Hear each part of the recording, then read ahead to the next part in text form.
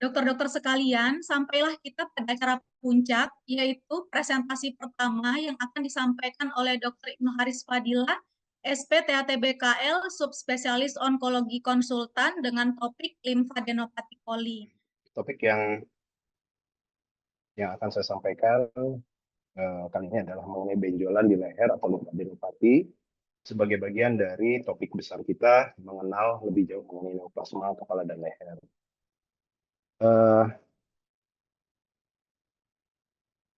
Baik, apabila kita mendapatkan suatu kondisi pasien dengan benjolan di leher, tentunya apa yang terbayang di dalam kepala kita akan berusaha untuk berpikir kira-kira benjolan ini akan membawa kita ke arah mana? Apakah ini suatu infeksi, suatu bagian dari neoplasma, atau hanya suatu inflamasi saja? Dan tentunya ini hal tersebut sering kali kita temukan dalam praktek kita sehari-hari.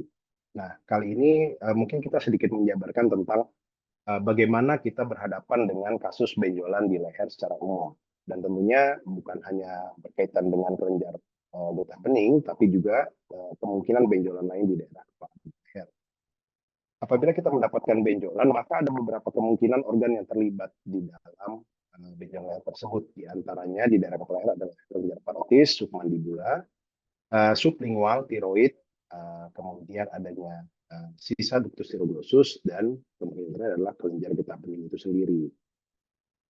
Untuk kelenjar parotis, submandibula, dan sublingual, kita ketahui ketiga gland atau ketiga kelenjar tersebut merupakan bagian dari major salivary gland atau penghasil utama dari saliva. Ya, sekitar 60% dari seluruh saliva yang dihasilkan dalam mulut kita dihasilkan oleh ketiga gland tersebut, sedangkan sisanya dihasilkan oleh minor salivary gland yang tersebar luas di seluruh mukosa di daerah upper airway digestive tract. Sekresi dari saliva tersebut dimediasi oleh nervus facialis dan nervus glosopharyngeus yang merupakan refleks dari parasimpatis, sedang stimulasi simpatik pada saat stres contohnya menyebabkan terjadinya kekeringan di area mulut dan sekitar.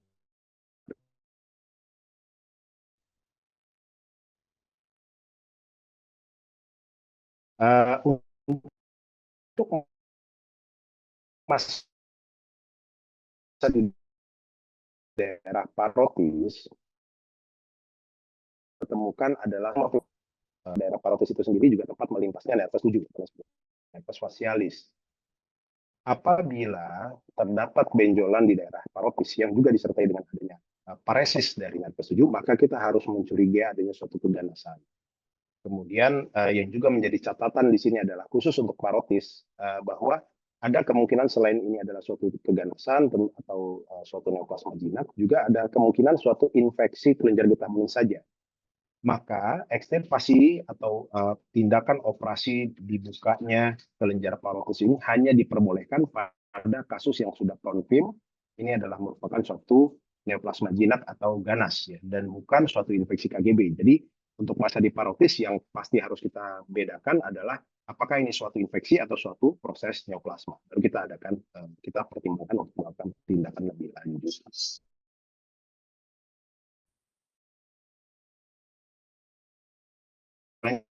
Tiroid juga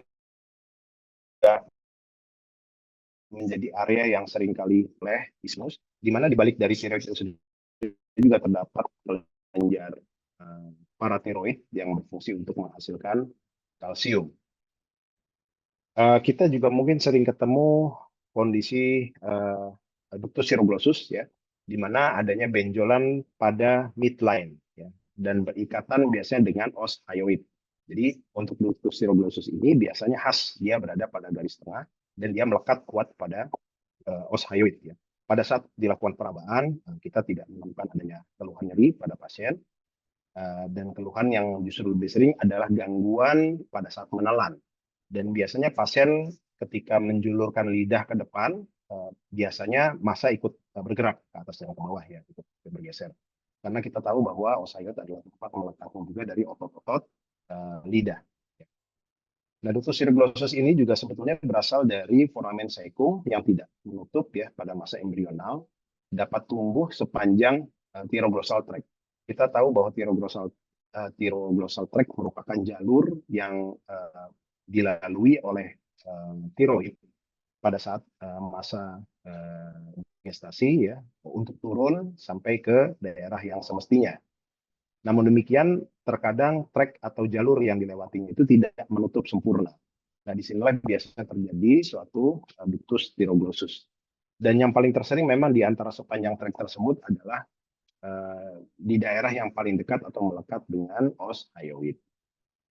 Ini kurang lebih gambarannya seperti tadi gambar yang pertama, berada pada midline ya, ikut terangkat pada saat penyuluran lidah, dan berkaitan juga dengan beberapa insiden terjadinya ectopic thyroid. Jadi selain terjadinya terbentuknya kis atau kista pada jalur thyroglosal tract tersebut, terkadang tiroid itu sendiri juga tidak turun ke tempat yang semestinya di daerah trakea.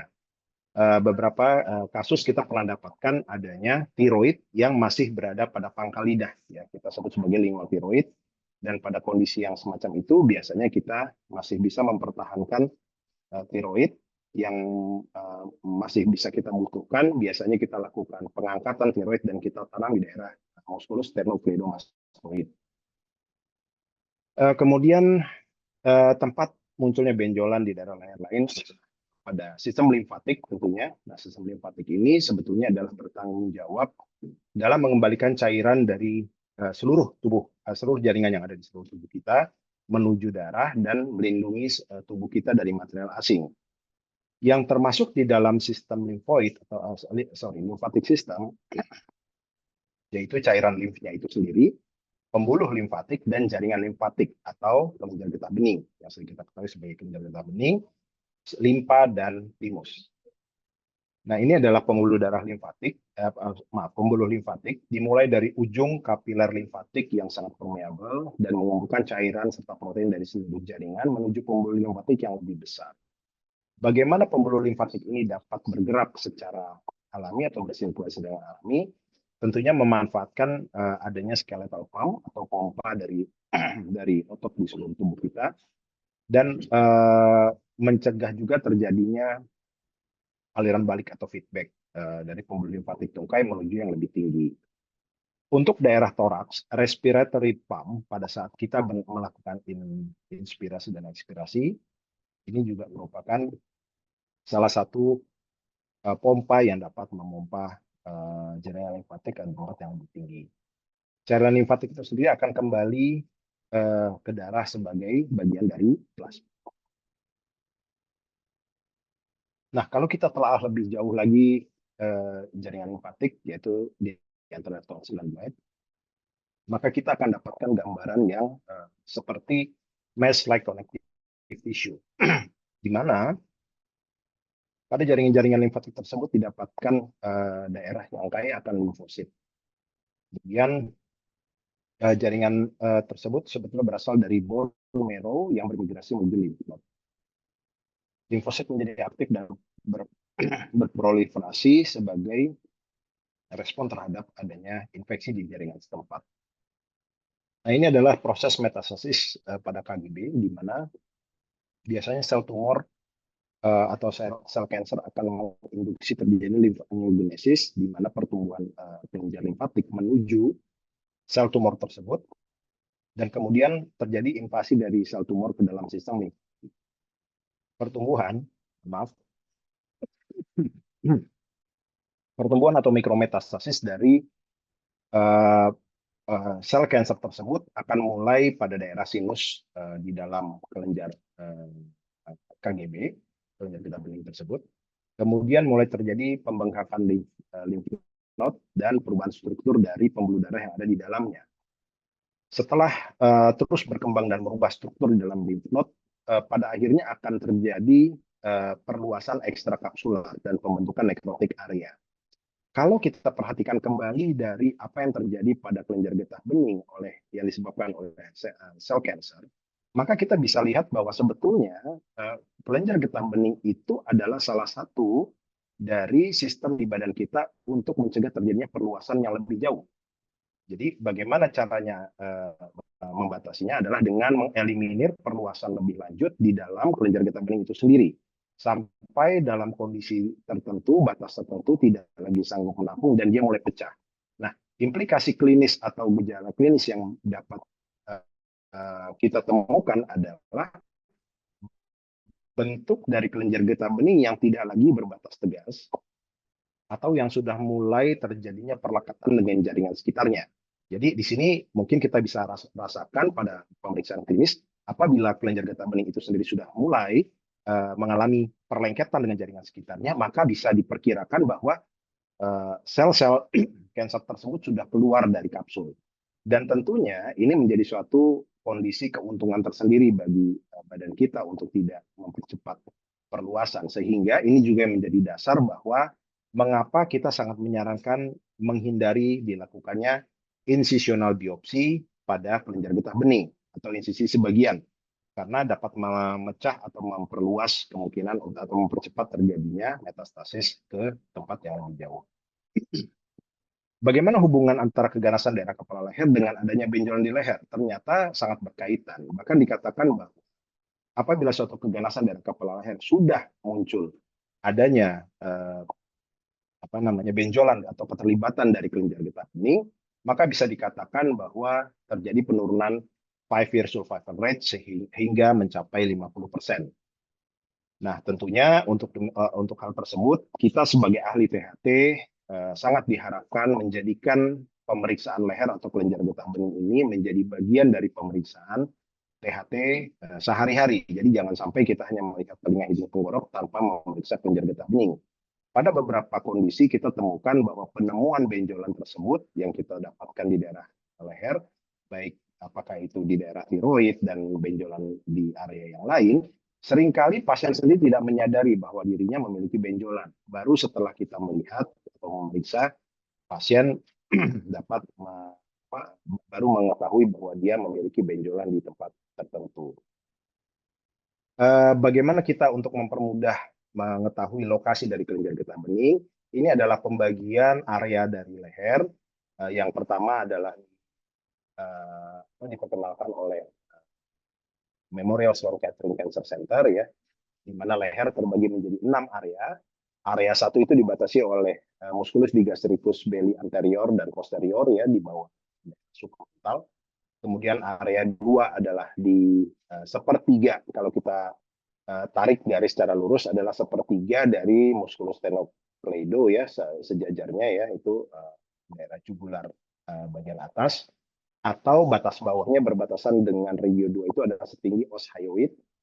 Kemudian regio 2 di bawahnya dan regio 3, regio 3 dan 4, 5 di bagian posterior dan 6 di bagian depan.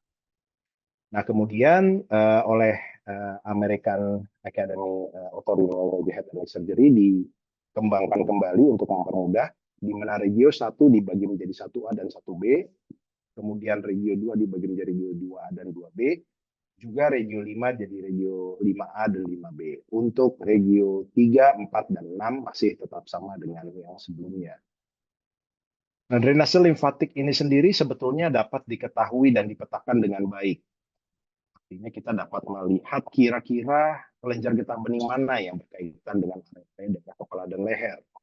Jaringan limfatik itu sendiri sebetulnya berada pada, atau kelenjar getah bening itu sendiri berada pada dua lapisan, yaitu lapisan superficial limfatik dan deep jugular lymph node, di mana dari keduanya dipisahkan oleh deep cervical fascia.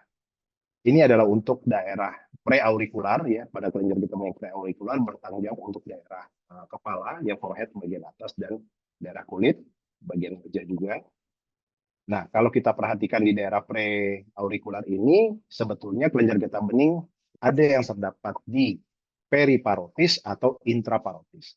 Kembali lagi kepada benjolan di daerah leher yang tadi slide sebelumnya, bahwa oleh sebab itu benjolan pada daerah parotis ini paling sering rancu antara neoplasma atau suatu infeksi atau inflamasi dari kelenjar getah bening. Mengingat bahwa pada kelenjar parotis terdapat struktur, terdapat nervus 7 yang sangat penting dalam proses kontraksi otot wajah, sehingga tindakan operasi pada daerah tersebut tentunya memiliki resiko terjadinya paresis. Nah, oleh karena dasar itulah, maka pembukaan atau kita harus memastikan terlebih dahulu bahwa sebelum kita membuka daerah parotis ini, harus dipastikan bahwa benjolan tersebut adalah suatu neoplasma, bukan merupakan suatu proses infeksi.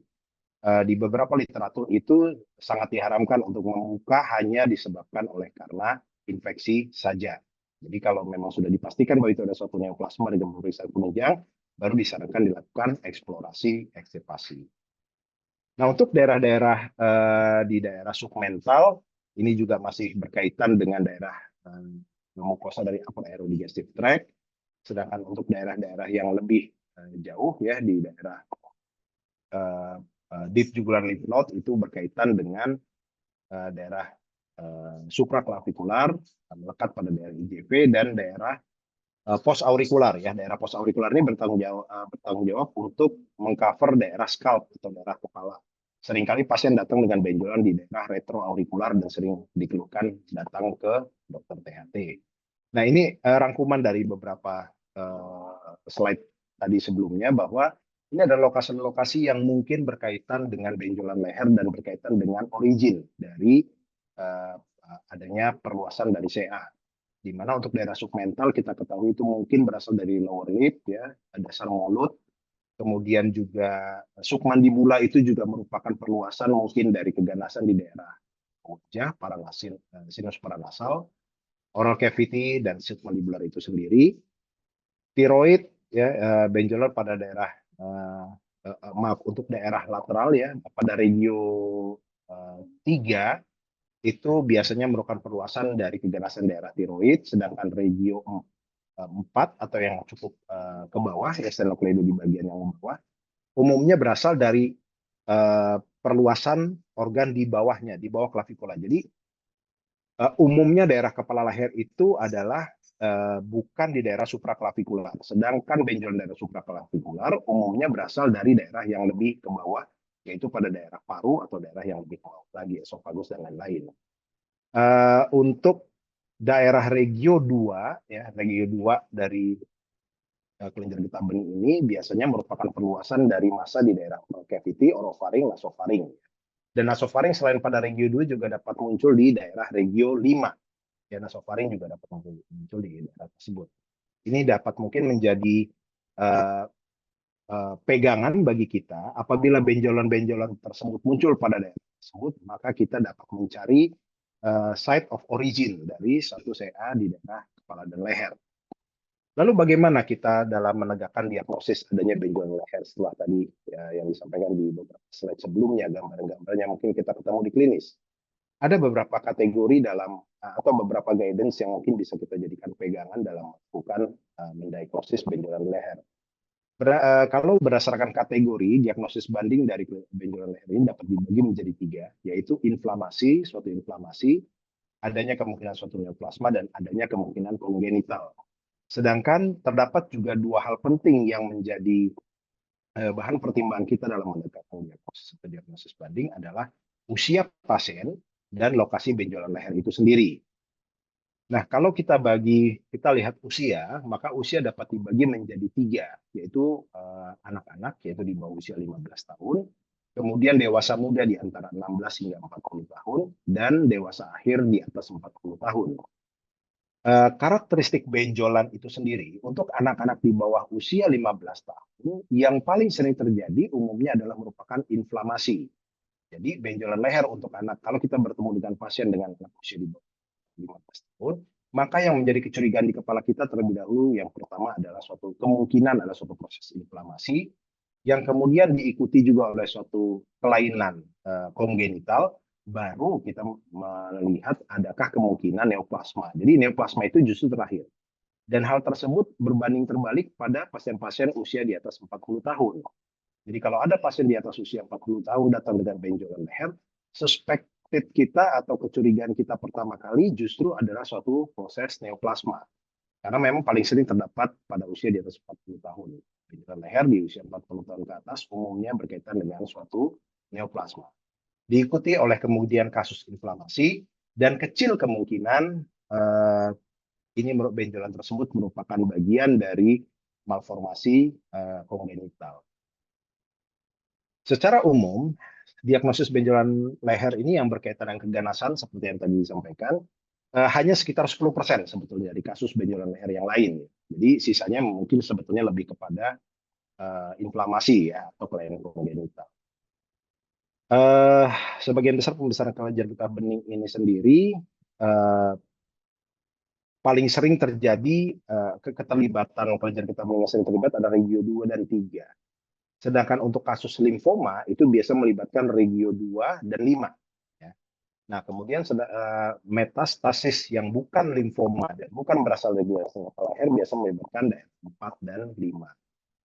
Ini adalah chart atau bagian yang mungkin bisa kita lihat bahwa apabila kita temukan lokasi benjolan di daerah midline yang mungkin berkaitan dengan kongenital diantaranya ductus thiroglossus. Jadi pendekatannya terbalik. Kalau tadi berdasarkan usia, ini berdasarkan lokasi.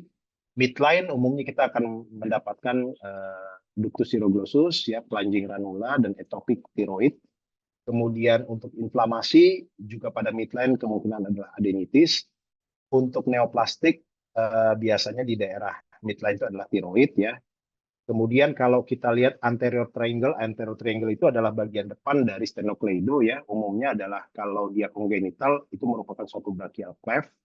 Kemudian suatu inflamasi biasanya ada sialedenitis dari kelenjar submandibula atau parotis ya, peradangan. Sedangkan untuk neoplastik atau neoplasma pada anterior triangle ini biasanya merupakan perluasan dari keganasan di daerah oral cavity, orofaring, hipofaring, laring, tiroid, dan lain-lain. Ya. Atau juga bisa kemungkinan adanya carotid body, glomus, paraganglioma, ya, atau yang jinak pada nerve lainnya. Kemudian untuk posterior triangle adalah di bagian posterior atau regio 5. Umumnya adalah kalau yang kongenital adalah suatu angioma, kemudian untuk inflamasi adalah suatu adenitis, sedangkan untuk neoplastik merupakan metastasis dari keganasan di daerah tiroid, nasofaring, dan kepala. Sedangkan untuk yang random, lokasinya tidak spesifik, itu adalah suatu limfoma, inflamasi bisa di mana saja, adenitis, dan suatu lipoma. Bahkan lipoma itu sendiri, limfoma dan lipoma, ya. Limfoma itu juga dapat tumbuh atau berkembang secara random, tidak berdasarkan site originnya, karena memang tidak ada site origin, mengingat bahwa limfoma merupakan suatu kelainan yang bersifat sistemik. Saya lanjutkan. Nah, bagaimana dengan ukuran? Jadi ukuran juga dapat kita jadikan pegangan kita dalam mendiagnosis banding. Ukuran yang kurang dari 1 cm umumnya merupakan suatu proses jinak. Sedangkan atau proses inflamasi. Sedangkan ukuran di atas 1,5 memerlukan evaluasi lebih lanjut dengan ada kemungkinan risiko keganasan. Mobilitas, tentunya mobile atau tidak mobilenya dari suatu benjolan dapat kita nilai juga. Apakah terfiksir ataukah memang sudah melekat pada jaringan sekitarnya. Di mana jika sudah terfiksir dan melekat ke jaringan sekitarnya, maka boleh kita duga adanya kemungkinan suatu keganasan. Mengingat sudah pecah atau sudah keluar dari kapsul kelenjar getah bening tersebut. Nah, bagaimana dengan lunak atau soft dari kelembutan dari massa yang kita pegang tersebut? Umumnya lesi jinak itu adalah suatu yang lunak pada saat perawatan. Seperti contoh pada sisigroma ya, itu sangat lunak sekali, bahkan seperti kayak rambli, seperti kayak karet, warnanya juga kebiruan, dan hemangioma juga itu suatu massa jinak sebetulnya. Dan ductus thiroglossus biasanya juga massa yang lunak, namun dia yang khas adalah pada daerah midline dan berikatan dengan os ayoid. Berbatas tegas kelenjar getah bening yang terfiksasi tentunya mengarah kepada ke arah keganasan ya. Kalaupun jinak biasanya merupakan hemangioma dan masing-masing dari firm atau tegas tidaknya batasan tersebut dapat kita jadikan salah satu patokan. Untuk neuroma, paraganglioma memiliki batas yang tegas dengan tentunya disertai adanya manifestasi kelainan neurologi secara klinis mungkin terjadi. Kekerasannya, nah ini kadang-kadang suka kita agak agak rancu bahwa yang kita duga keras sebagai suatu benjolan, atau ada beberapa orang dengan kartilago tiroid yang sangat prominen, namun pasien mungkin tidak menyadari atau mengeluhkan ke dokter sebagai suatu benjolan, ya, atau pasiennya biasanya dari kondisi yang mengalami obesitas kemudian mengalami penurunan berat badannya secara drastis, dia merasakan adanya benjolan di daerah leher di bagian tengah yang ternyata sebetulnya pada saat perabaan itu adalah suatu kartilago tiroid. Adanya pulsasi pada benjolan di daerah leher juga harus kita perhatikan karena harus kita dapat bedakan apakah pulsasi tersebut sebetulnya berasal dari daerah atau pembuluh darah di sekitar massa atau sebetulnya massa itu sendiri yang mengalami pulsasi. Dalam artian bahwa apabila massa tersebut yang mengalami pulsasi, maka kita harus perkirakan jangan-jangan benjolan tersebut merupakan bagian dari benjolan kelainan pembuluh darah seperti pada pseudo aneurism, ya. Sedangkan kalau untuk massa-massa yang menempel melekat pada arteri karotis daerah leher, umumnya pulsasi yang kita rasakan ini dapat dirasakan sebagai penghantaran lebih lanjut dari karotis yang di belakangnya. Jadi massa hanya melanjutkan saja pulsasi tersebut. Bagaimana untuk dapat membedakannya? Tentunya dapat melakukan pemeriksaan lanjutan yang berupa USG untuk memastikan apakah betul massa tersebut adalah massa solid atau massa yang berkaitan dengan kelainan pembuluh darah. Untuk durasi waktu, munculnya benjolan ini juga dapat kita jadikan pegangan. Massa yang tumbuh lambat atau slow growing umumnya jinak, sedangkan massa yang pertumbuhannya sangat cepat atau rapid dapat dicurigai sebagai suatu keganasan. Beberapa pemeriksaan penunjang lanjutan yang mungkin dapat kita lakukan pasca kita mendapatkan adanya benjolan di daerah leher, di antara pemeriksaan darah, endoskopi untuk upper airway digestive tract, ya, USG, CT scan dengan kontras atau MRI pada beberapa kondisi soft tissue yang kita lakukan, dan yang terakhir adalah fine needle aspiration biopsi. Ini adalah beberapa gambaran contoh klinis yang mungkin dapat kita jadikan juga panduan apabila kita menemukan abses parafaring. Umumnya pada anak kita temukan di daerah lateral, ya, di sisi kanan dan kiri.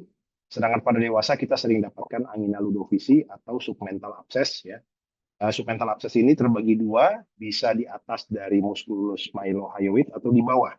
Kalau dia di atas musculus mylohyoid, yang paling utama adalah terdorongnya lidah ke bagian atas. Sedangkan kalau di bawah dari mylohyoid muscle, kemudian dia akan lebih menonjol ke bawah tanpa adanya pendesakan lidah ke bagian superior lidah.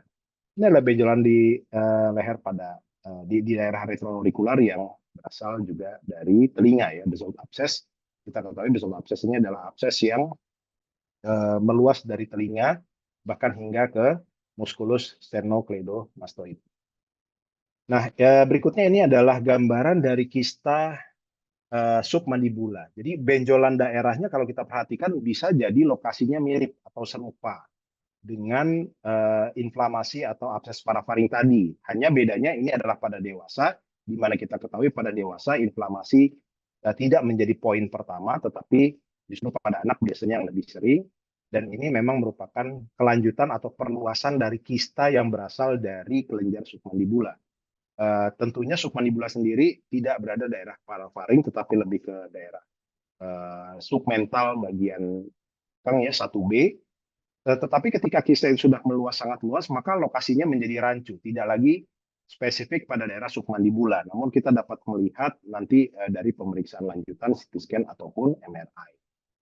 Ini adalah massa jinak atau tumor jinak pada daerah parotis yang kita angkat, dan ini posisinya berada di atas atau superior dari nervus facialis. Jadi setelah dilakukan pengangkatan, kita dapat lihat dengan baik kelima cabang dari nervus facialis tersebut. Dan umumnya pada saat perabaan atau pada saat klinis kita lihat permukaan masih sangat baik, sangat licin, ya, pada saat pengangkatan. Dan di permukaan kulit pun juga sebelum operasi kita lihat batasnya masih sangat tegas dan biasanya merupakan suatu massa yang solid. Ini adalah gambaran dari CA mucoepidermoid parotis. Kalau kita perhatikan perbedaan dengan massa yang jinak, tadi kita sudah mulai melihat di sini adanya benjolan-benjolan yang irreguler.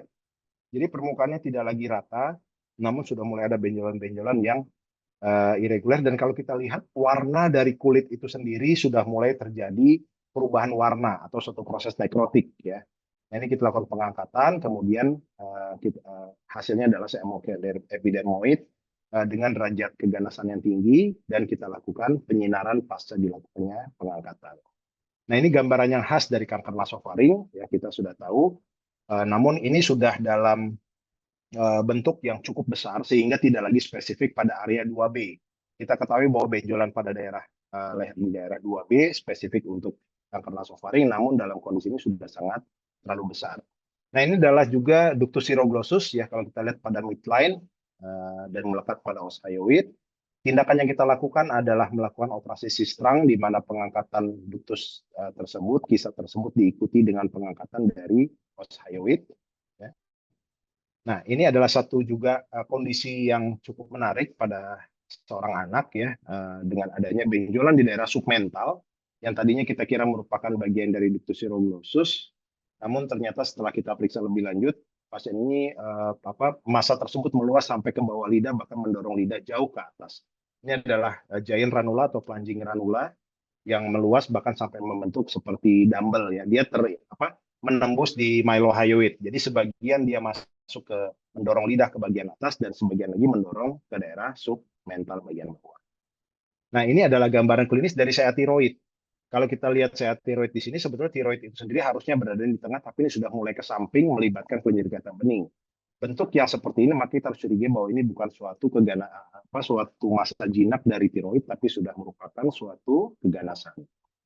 Jadi ini adalah panduan yang mungkin dapat kita jadikan pegangan ketika kita menghadapi benjolan. Sebagai contoh, untuk anak-anak usia di bawah 15 tahun, maka kita melakukan pada saat kunjungan pertama, pasien kita dapat melakukan anamnesis yang lengkap, kemudian pemeriksaan fisik, kemudian dilakukan beberapa pemeriksaan seperti blood test, fototoraks, kemudian ultrasonografi, dan jika diperlukan melakukan percobaan penggunaan antibiotik. Dan apabila hasil blood test atau darah, fototoraks, kemudian dan lain-lain itu memberikan hasil yang sama, yang normal, maaf, dan pada kunjungan kedua ukurannya masih sama, tidak ada perubahan, maka action yang dapat kita lakukan dapat dipertimbangkan untuk melakukan excisional biopsi. Sedangkan apabila tes darah dan fototoraks menunjukkan ketidaknormalan, maka benjolan tersebut dapat kita duga sebagai suatu infeksi dan kita lakukan pengobatan lanjutan. Dan apabila hasil tes darah normal dengan pengecilan, maka pasien dapat dipulangkan. Sedangkan untuk pada usia dewasa muda 16-40 tahun, apabila setelah kita lakukan evaluasi tersebut benjolan mengalami penurunan, kemudian hasil toraks foto normal, hasil FNAB juga negatif, CT scan lebih kecil daripada kurang dari 2 cm, maka kita dapat wait and see. Kita dapat mereview kembali 4 minggu setelah pasien kontrol dan melakukan FNAB ulangan. Ya. Namun apabila benjolan merupakan sistik solid, fototoraks normal, FNAC negatif, kemudian pada CT terdapat gambaran sis yang solid atau benjolan yang solid, kita dapat melakukan ekstirpasi dari benjolan tersebut, ya, sekaligus biopsi. Sedangkan untuk pasien yang usia lebih lanjut, di sini apabila benjolan solid dengan foto yang normal dan hasil FNAB merupakan suatu maligna, maka dilakukan panendoskopi biopsi untuk melihat kemungkinan sumber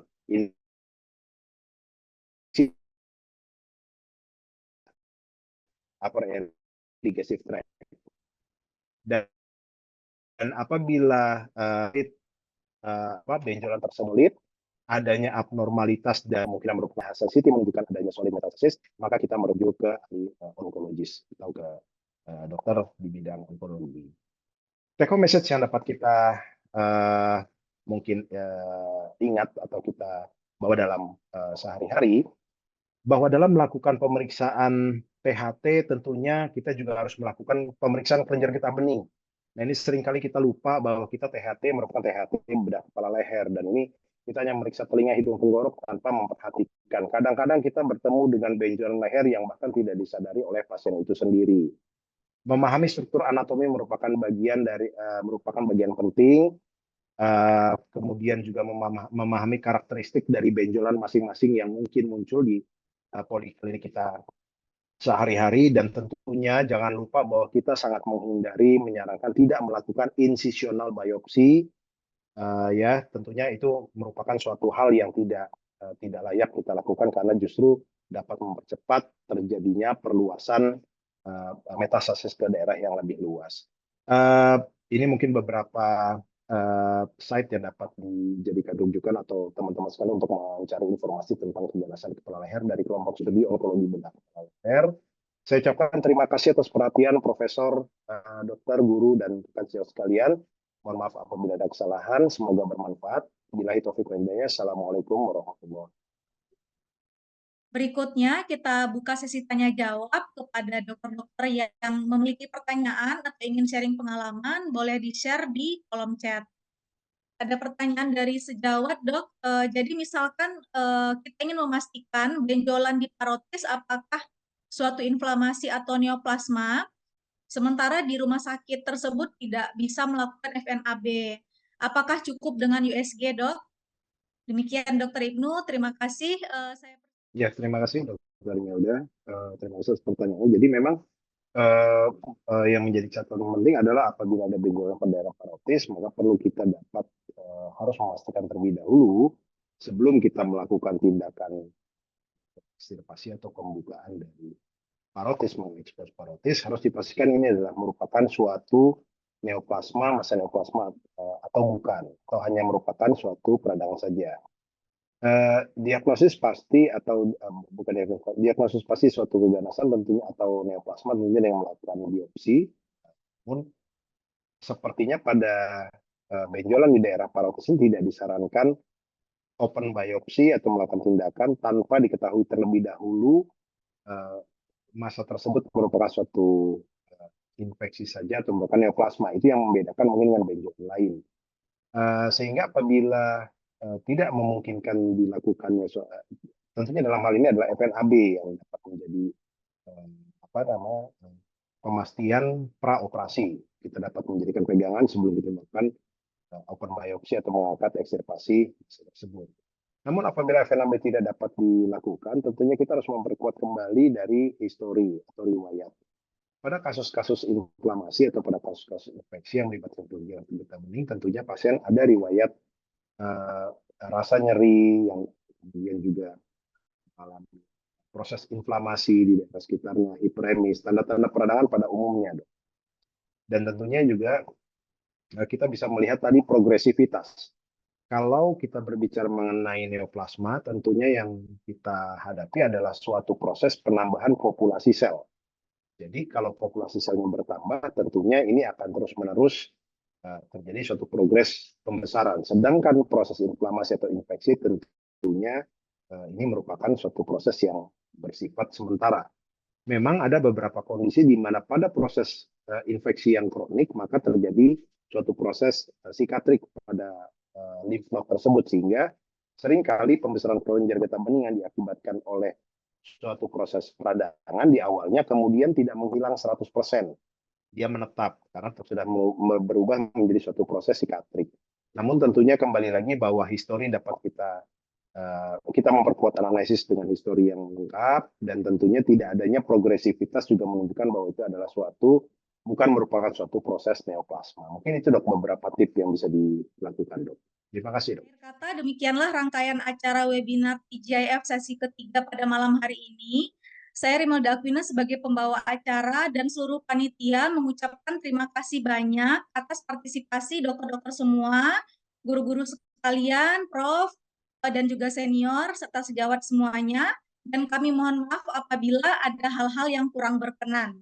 Sampai jumpa di webinar TGIF Perhati Banten minggu depan dengan judul Antrokoanal Polyp Update and Treatment dan MTNO Syndrome dengan pembicara Dr. Michael Lekatompesi SPTHT-BKL dan Dr. Putri Anugrah Rizky SPTHT-BKL. Selamat malam. Wassalamualaikum warahmatullahi wabarakatuh.